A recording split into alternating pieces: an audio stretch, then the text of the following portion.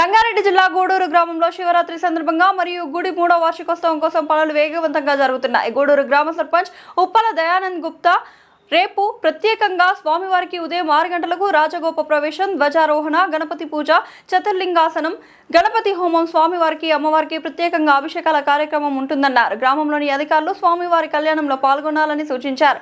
స్వామివారిని ఊరేగింపు భజన భక్తులు, గ్రామస్తులు, యువకులు ప్రతి ఒక్కరూ శివరాత్రి సందర్భంగా స్వామివారి ఆశీర్వాదం తీసుకోవాలని తెలిపారు.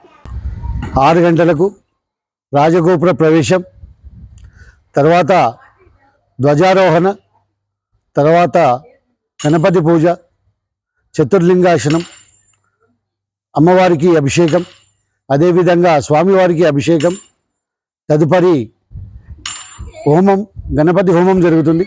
అదేవిధంగా దాని తర్వాత స్వామివారి అభిషేకం, తర్వాత ఉత్సవ విగ్రహాల అభిషేకం గిట్టు ఉంటుంది. ఆ తర్వాత స్వామివారి కళ్యాణం జరుగుతుంది. ఆ కళ్యాణంలో గ్రామస్తులందరూ అధిక సంఖ్యలో పాల్గొనాలని కోరుచున్నాను. సాయంత్రం 6 గంటలకు స్వామివారి కళ్యాణ ఉత్సవ విగ్రహాలతో ఊరేగింపు జరుగుతుంది.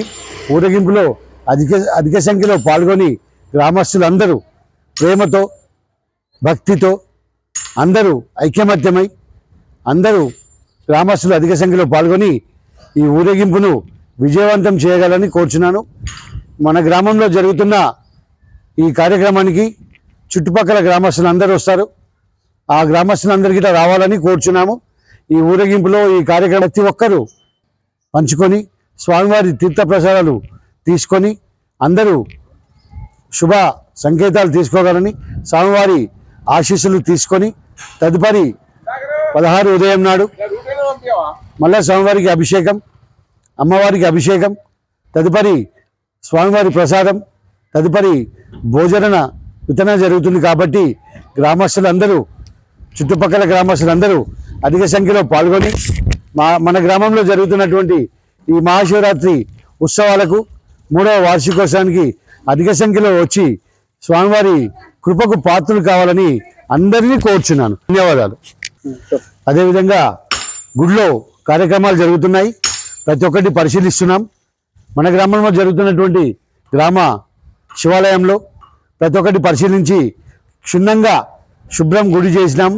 అదేవిధంగా స్వామివారి అభిషేకంలో, స్వామివారి కళ్యాణంలో గ్రామస్తులందరూ పాల్గొని ఈ విజయవంతమైన కార్యక్రమాన్ని మంచి అధిక సంఖ్యలో వచ్చి ఈ కార్యక్రమాన్ని విజయవంతం చేయగలని కోరుచున్నాం.